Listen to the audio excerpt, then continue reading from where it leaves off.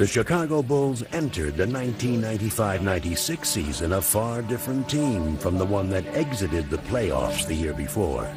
With Michael Jordan back for a full season, the Bulls' nucleus was restored. But Michael early in the season said, this is still Scotty's team. I'm still figuring my way onto it. Hey, Scotty! I felt like the last couple seasons that, that is one of the better teams in the league, but not of a championship caliber team.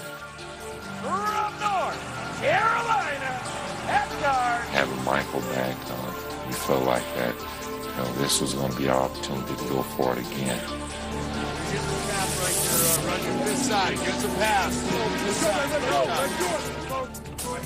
With Jordan and Pippen forming an incomparable core, the Bulls jumped out to their best start in history. Dennis Rodman brought a critical piece to the puzzle as the Bulls now boasted the game's most formidable trio. Carving out a vital presence, Rodman epitomized the meaning of team player. We had a good situation. Expected those players a tremendous amount. You got it, Dennis. You got it. That's enough, man. That's enough. Generally have had to take some time to gel as a group. And this year you've had a starter, and they came together so quickly. But even with their star-studded nucleus, the Bulls would demonstrate all season long that winning was a total team effort.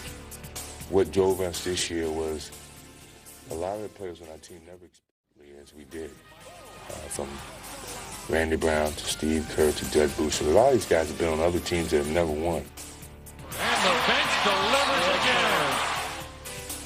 So the motive is from Scottie Pippen, myself, Dennis Rodman, the guys who have experienced it before, but from the guys who were on the bench supporting and coming in and relieving us of minutes, they wanted it more than we did because they've never experienced anything like this in their lives. Some had never experienced the full measure of Michael Jordan. But by the end of November, that too would change. I remember back, we were down 12 points with 6 minutes. All alone, thinking about the shot, thinking about driving. Now drives down to the right side, goes up with the left hand. It's good. Oh. Jets a little bit. 12 straight by Jordan. 12 straight.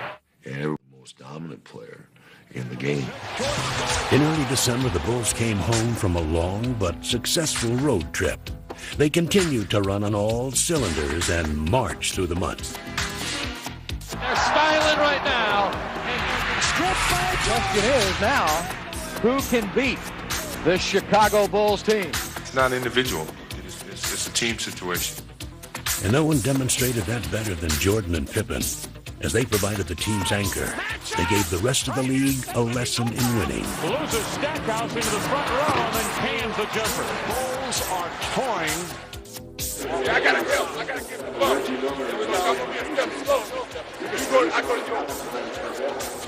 Michael with Scotty on the left, Johnny Harper. Spencer and Jordan picked it off. Behind the back, oh, yes, sir.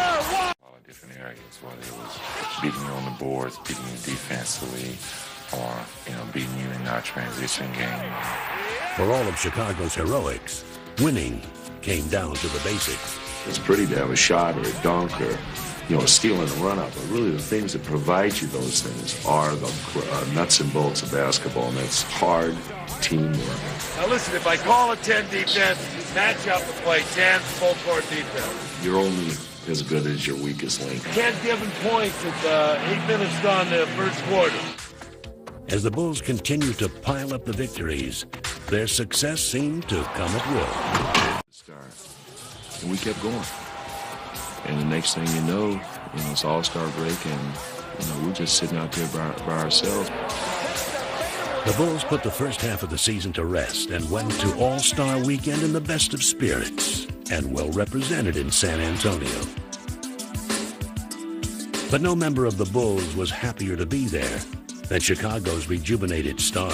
How would you about like that? I got 2 balls. All right, Mike, are you having fun again? I'm having a great time. I love being behind you.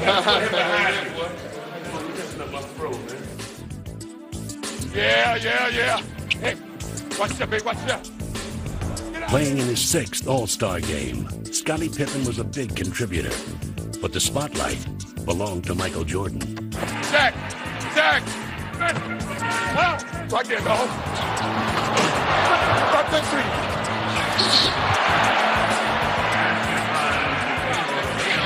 There you go, dog, see? Four's here with the Pippen. 3 takes it out. Got it? Man back right here. Right there. Hey! Jordan scored 20 points and took home his second All-Star MVP award. Yet another reminder that he had reclaimed his status as the game's best player. As the second half of the season began, the Bulls' momentum continued. Amazingly, they seemed to be even stronger and more cohesive. And no matter what strategy the opposition designed, it was powerless against them. Everybody out there is got a great player.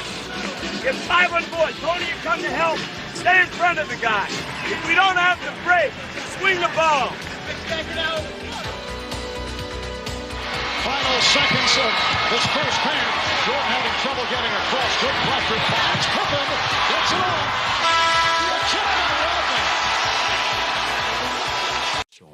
Oh, it's like the Beatles have arrived on the scene.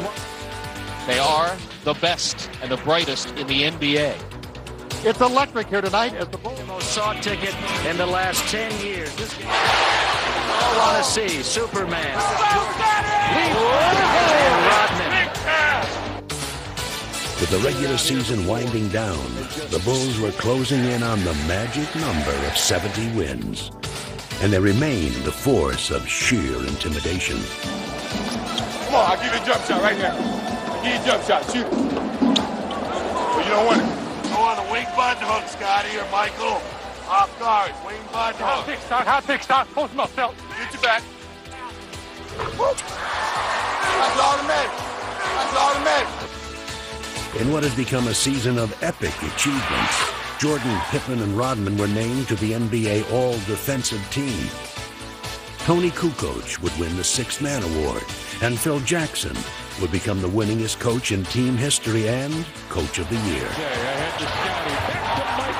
But the greatest glory lay in the team's accomplishment, a record-breaking 70 wins. There it is. 70 has become a reality for the Chicago Bulls.